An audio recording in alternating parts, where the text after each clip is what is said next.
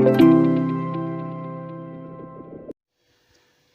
Everyone, welcome to my YouTube channel excellence commerce academy. आज आपण पाहत आहोत पार्टनरशिप फायनल अकाउंटमधला प्रॉब्लेम नंबर 6. फर्स्टली आपण प्रॉब्लेम रीड करून घेणार आहोत ॲज युजल, आणि त्याच्यानंतर ॲडजस्टमेंट ज्या काही असतील त्या टिकमार्क करून प्रॉब्लेम स्टार्ट करणार आहोत. Let start our problem number 6, page number 37. From the following trial balance of Shreyash and Mrunal and adjustment you are required to prepare trading profit and loss account for the year ended 31st March 2019 and balance it as on that date. Trial balance as on 31st March 2019 particulars. आपल्याला कोणते कोणते item दिलेले आहेत ते आपण firstly read करून घेऊयात. Amount read करण्याची गरज नाही आहे. फर्स्टली आयटम्स रीड करून घेऊयात, त्याच्यानंतर ॲडजस्टमेंट. कॅपिटल दिलेलं आहे श्रेयस आणि मृणालचं. परचेसेस आहेत, सेल्स आहेत, bills receivable, bills payable, commission आहे, सॅलरीज आहे, इन्शुरन्स 9 मंथ्सचं दिलेलं आहे. इथं आपल्याला एक छुपी ॲडजस्टमेंट आहे, कारण प्रॉफिट अँड लॉसमध्ये पूर्ण वर्षाचं जे काही पूर्ण वर्ष आहे करंट इयर्स त्याचा ट्रान्झॅक्शन रेकॉर्ड करतो आपण. इथं फक्त 9 मंथ्सचं आहे.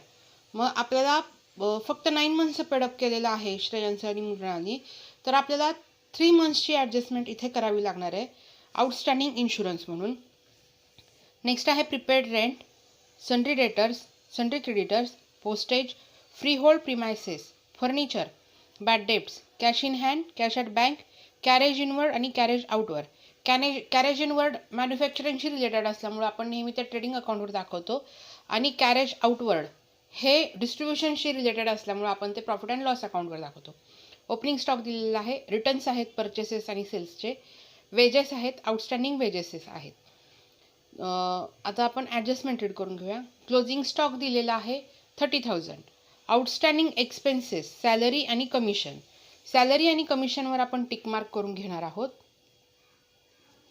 नेक्स्ट आहे डिप्रिसिएशन फर्निचर ॲट 10%.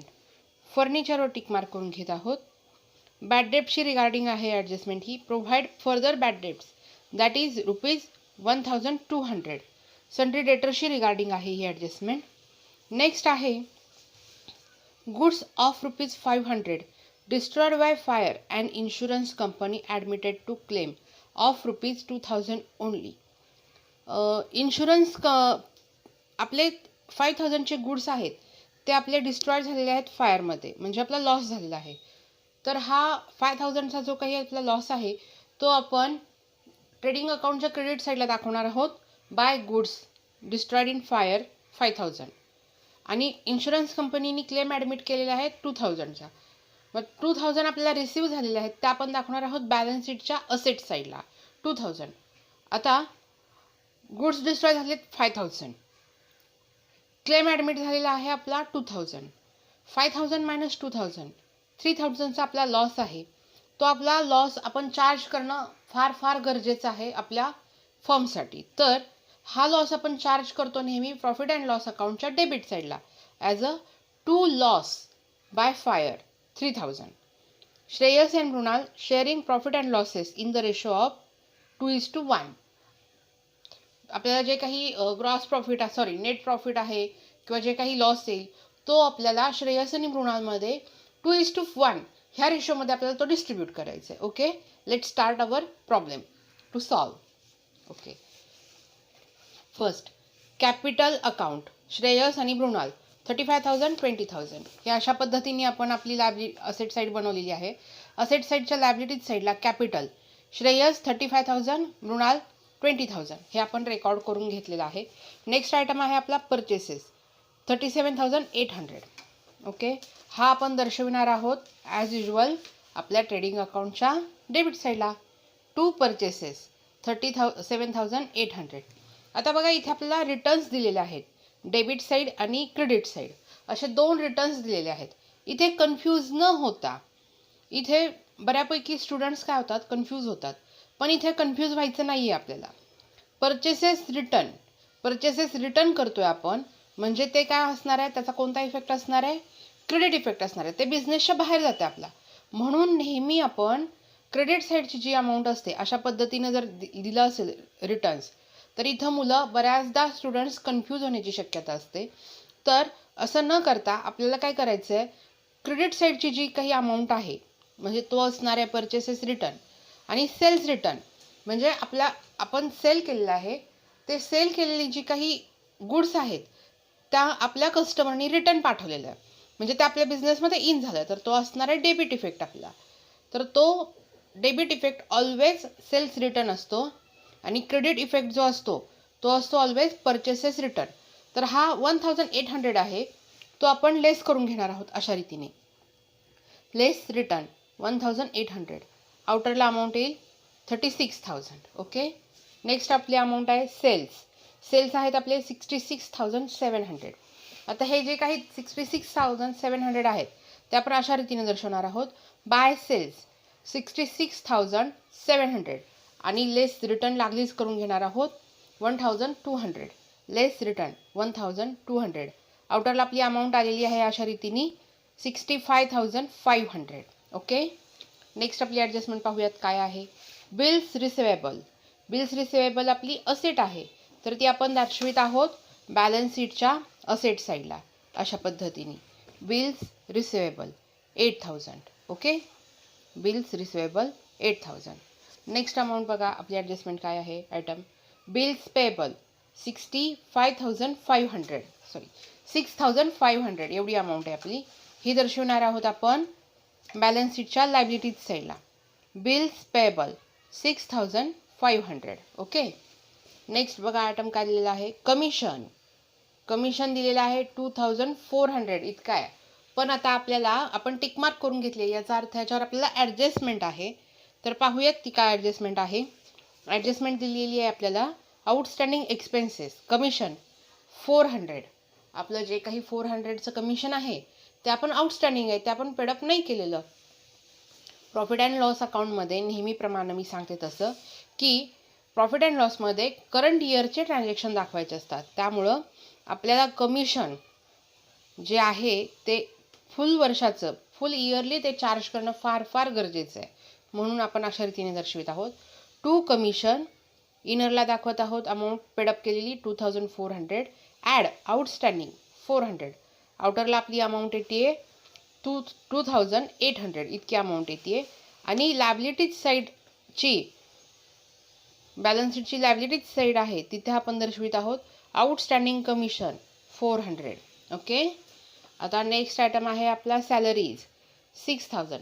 सेम इथेही आपल्याला सॅलरी पेडअप केलेली आहे आपण 6,000 आणि आउटस्टँडिंग आहे आपली 1,200.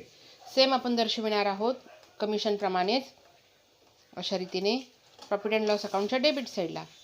To salaries 6,000 add outstanding 1,200. आउटरला आपली अमाऊंट आलेली आहे अशा रीतीने 7,200 आणि बॅलन्स शीटच्या लॅबिलिटीज साईडला दर्शवित आहोत आपण आउटस्टँडिंग सॅलरी 1,200 अशा रीतीने. नेक्स्ट ॲडजस्टमेंट आहे इन्शुरन्सवर पण इथे छुपी ॲडजस्टमेंट आहे. मी मगाशी प्रॉब्लेम रीड करताना तुम्हाला हे एक्सप्लेन केलेलंच आहे, मी अजून एकदा एक्सप्लेन करते. इन्शुरन्स आपला 9 मंथ्सचा आहे 9,000. तर आपल्याला फुल इयरली म्हणजे 12 मंथसाठी आपला इन्कम चार्ज करावा लागणार, इन्शुरन्स चार्ज करावा लागणार आहे. 3 मंथ्सचा आपण पेडअप केलेला नाही आहे, याचा अर्थ तो आउटस्टँडिंग आहे 3 मंथ्सचा. तर इन्शुरन्स आहे आपलं 9,000 आणि 3 मंथ्सचा इन्शुरन्स आपला आउटस्टँडिंग असल्यामुळं सेम आपण प्रॉफिट अँड लॉस अकाउंटच्या डेबिट साईडला एक्सपेंडिचर साईडला अशा रीतीने दाखवत आहोत. To insurance 9,000 add outstanding 3,000. आता हे 3,000 आपण कसे काढले ह्याचं कॅल्क्युलेशन आपण करूयात का, म्हणजे तुम्हाला इझिली समजण्यास सोपं पडेल ते. ओके. आपण इथे कॅल्क्युलेट करून दाखवते मी तुम्हाला.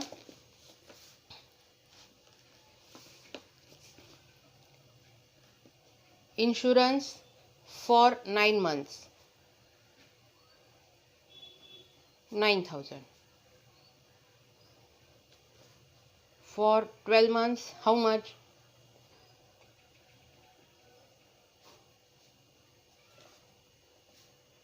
9,000 divided by 9 into 12 equal to 12,000. 12,000 इतका आलेला आहे आपला. त्यापैकी हा फुल इयरचा आहे. कुठला फुल इयरचा आपला आहे हा 12,000. ओके, हा फुल इयरचा आहे, पण पूर्ण हा 12 मंथचा आहे, पण आपण ऑलरेडी 9 मंथचा पेडअप केलेला आहे. 9 मंथचा पेडअप केलेला आहे 9,000. याचा अर्थ 3 मंथचा 3,000 आपला आउटस्टँडिंग आहे. ओके, अशा रीतीने वर्किंग नोट. Add outstanding 3,000 12,000. आपण आता बॅलन्स शीटच्या लायबिलिटीज साईडला दाखवणार आहोत.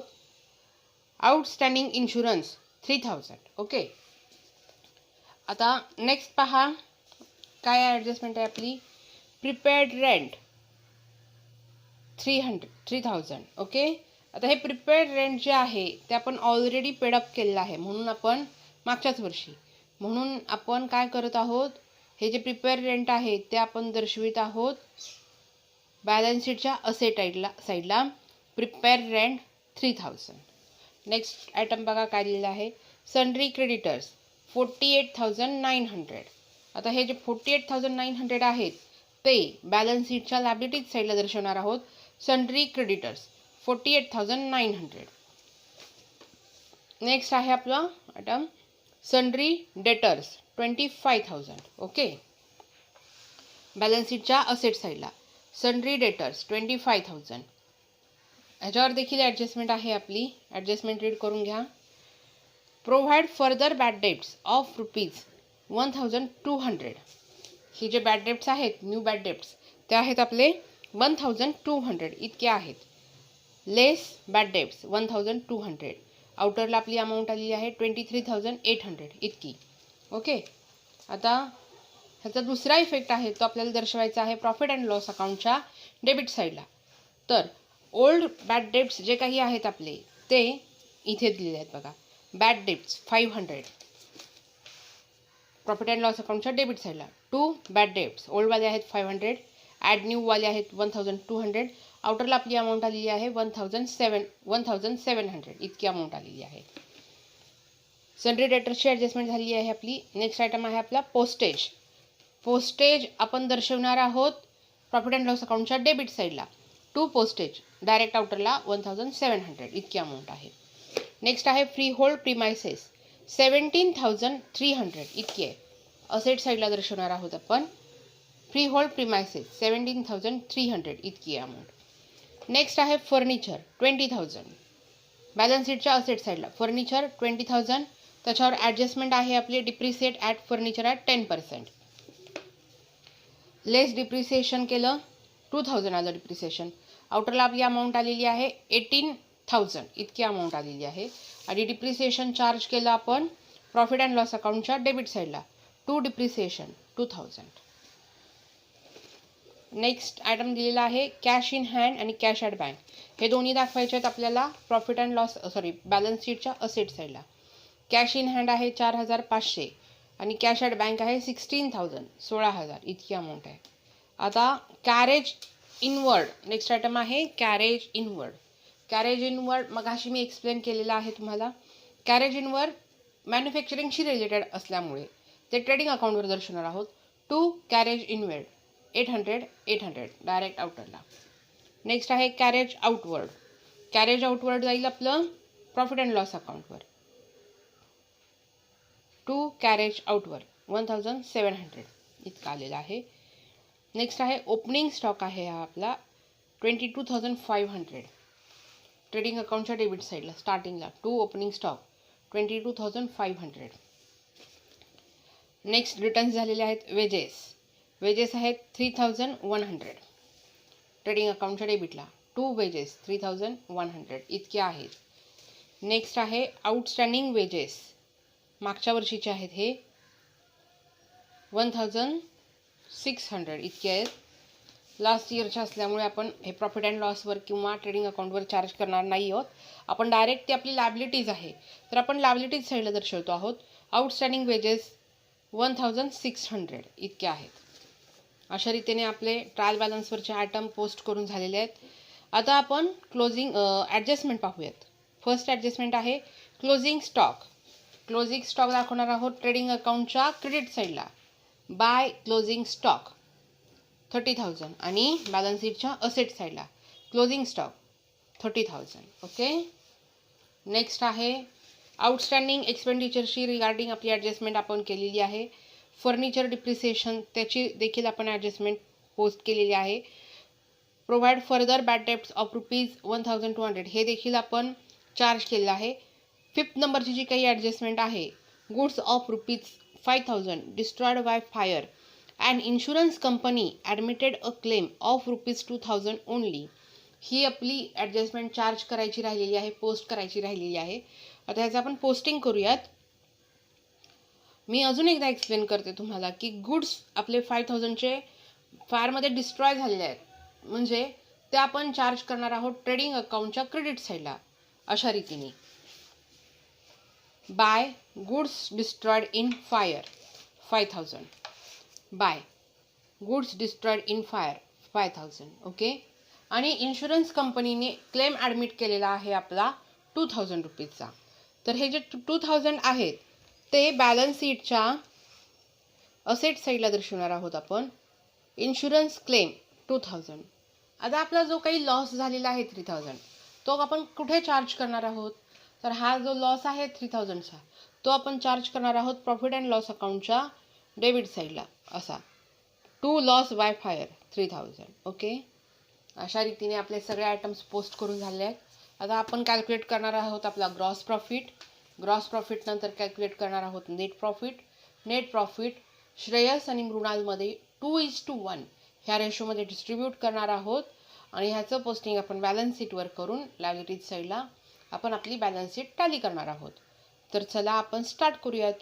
पहिल्यांदा बघूयात की ट्रेडिंग अकाउंटच्या डेबिट साईडची आणि क्रेडिट साईडची टोटल आपली किती.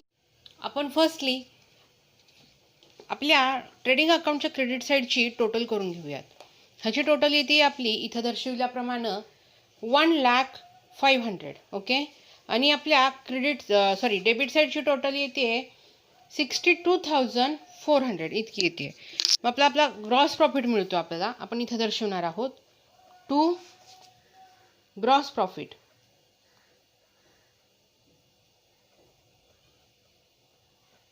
ग्रॉस प्रॉफिट येईल आपला 38,100 इतका येतोय. हा ग्रॉस प्रॉफिट आपण कॅरी फॉरवर्ड करणार आहोत प्रॉफिट अँड लॉस अकाउंटच्या क्रेडिट साईडला. बाय ग्रॉस प्रॉफिट 38,100 इतका येतोय. प्रॉफिट अँड लॉस अकाउंटच्या डेबिट साईडची टोटल आपण केल्यानंतर आपल्याला टोटल मिळते 32,100 इतकी मिळते टोटल. तर आपल्याला जो काही आपला नेट प्रॉफिट आहे तो अशा रीतीने कॅल्क्युलेट होईल आपला 6,000.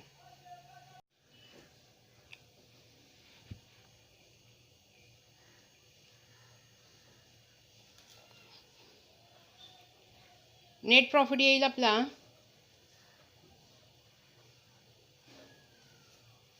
6,000. हा नेट प्रॉफिट आपल्याला 2:1 ह्या रेशोमध्ये मृणाल आणि श्रेयस ह्यामध्ये डिस्ट्रीब्यूट करायचं आहे. ओके. तर तो अशा रीतीने डिस्ट्रीब्यूट होईल. श्रेयस आणि मृणाल.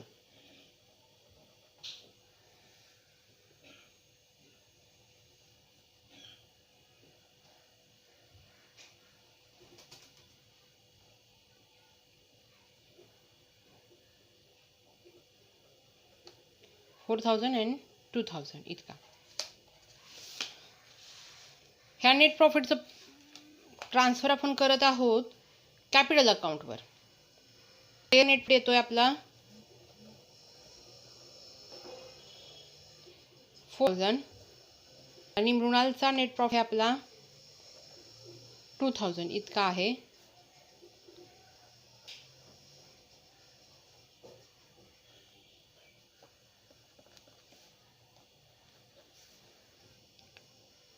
$39,000 श्रेयसचं कॅपिटल येतं आहे आणि मृणालचं कॅपिटल येते 22,000. अशा रीतीने आपले सगळे आयटम पोस्ट करून झालेले आहेत. आता आपण आपली बॅलन्स शीट टॅली करूयात.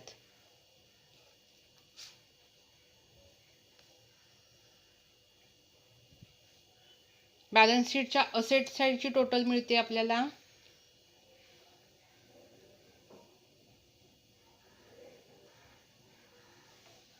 1,22,600 इतकी मिळते. आणि लायबिलिटी साईडची टोटल मिळते आपली, आता आपण कॅल्क्युलेट करूयात.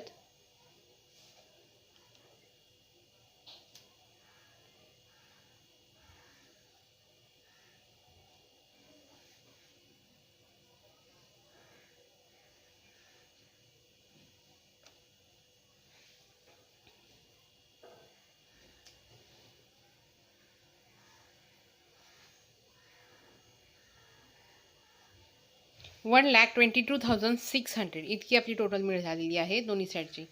अशा रीतीने आपली बॅलन्स शीट टॅली झालेली आहे. आय होप मी एक्सप्लेन केलेला प्रॉब्लेम नंबर 6 पेज नंबर 37 तुम्हाला समजला असेल. काही क्वेरीज असतील तर तुम्ही रिपीट पाहू शकता हे व्हिडिओज.